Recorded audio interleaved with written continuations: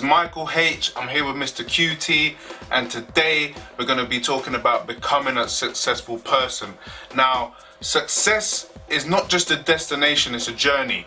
And we ain't fronting here. I have to admit, I'm on the early stages of that journey. I've had to rethink and come out of comfort zone mentality, and there's still things I'm changing about myself. And this video is about helping you through that, helping you start that, helping you through that, helping you understand why you need to change. And that a lot of people in this world are just used to feeling comfortable and they don't like change, and that is a big problem in the world today. I've got Mr. QT here with me, and he's been an entrepreneur and a business owner for years, and now he's become a book author just recently. Do you want to tell us a bit about your book? Well, yeah, I'll tell you a bit about my book. It's called Class Wars, and it's sort of on the topic that we're going to talk about or discuss today. It's like class wars, different classes, and the different classes that there is, which goes around the globe. Yeah. Basically, there's information that they don't want us to know. If you want to change your class, you have to change the person that you are, and you have to become a different person.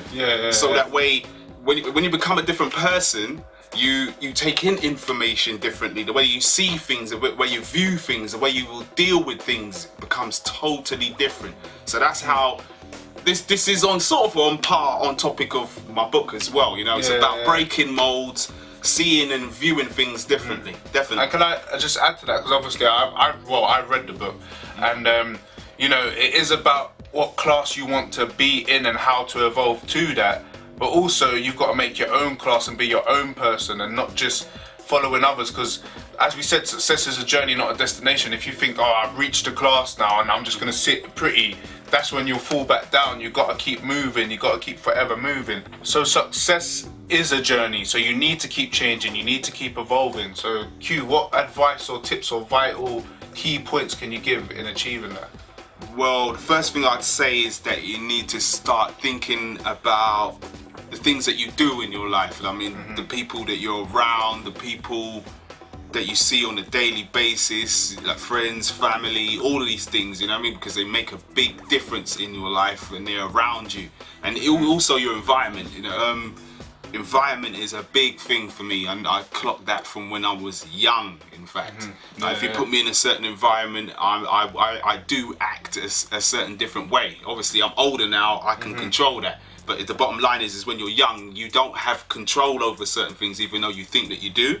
And just changing just your environment is a major one. Changing the people who you're around, changing the different types of friends that you have, and just changing. You've got to change these things. Yeah. Okay. So you're saying that's very general, but that's what it's got. Obviously, we don't want to get into a seminar about each individual, because that's what I could actually do. I'm trying to keep it narrow. You have to change these basic things. I think I've said about 4 or 5 things. They're a must. Otherwise, you're literally fooling yourself. I mean, with the environment point now, some people might not know exactly what you mean. I don't know if there's an example in your life where you've had to change your environment. With my environment, when I was young, I lived on certain estates, and when I was young, I'm not going to get into the whole deepness of it, but I came from a dysfunctional family. So like, there was wars, there was things, environments around you, things in your family, things not. It doesn't really matter. Who cares? What it is that when I moved to a certain place in Ealing, it's almost like when I got there about 8 years of age, there was a massive difference just in the environment that I was in. So that's the first, I would say, from the age of 7, I'm telling you, it was like a punch in the face. An environment change made a massive difference, and from that environment change, different environments and things I was involved in, different areas, just different people that I met along the way. It was massive. So environment is major for me, and obviously growing up, now I become a young man, where I moved to, what area I rented or I had a flat made a massive difference. I found that I had to just move out of my area completely. And an environment was nice. I would pay money for a nice environment. I don't have no problems with that. And there's one thing that you've showed me and you've taught me is that to not be around stagnancy. and to change environment of stagnancy. And I guess that is one of the key factors, because depending on what you want to achieve in life could be different, could be a different stagnancy to someone else that might want to achieve something else. But you know, I've had friends that may be quite lazy or quite they just want to party all the time. They're not thinking about the future, and then the more you're around those type of people, the more you could become like that. And you've also shown me about certain friends, you got to keep them in a box.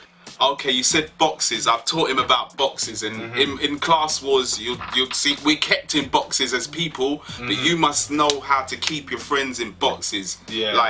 You got your party boys, you got your street boys, you got your intellect boys, we'd call them your geek friends. Then you got your spiritual kind of friends. It's just a sort of like a oneness with them. Like they're more all-rounded, but they all have characters within them. So I'm a complex character, I've got complex friends, and life is complex. And whether you're simple or not, or you think you're simple, your life and all your environment is complex. So what I'm saying to you is put them in boxes. Look, and control those boxes, and all those boxes influence you in different ways, or will make you do certain things. And if you, especially, let's talk to younger guys now, you're not in control as much as you think you're in control of these movements that all these boxes can do for you or influence you. You're not really.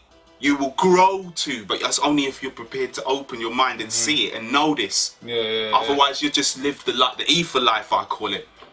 And your life is a fashion. I find a lot of people have similar boxes. Do you feel that the world or the media or the government or just the way society is creates these boxes that people feel they should have? You're not living your life, you're living the life that's been fed to you. And that's something as well you need to, that's a different kind of box. It's like, do you really like this jumper, or is it because it was shown to you? Well, this specific jumper, I really like it myself. I know you.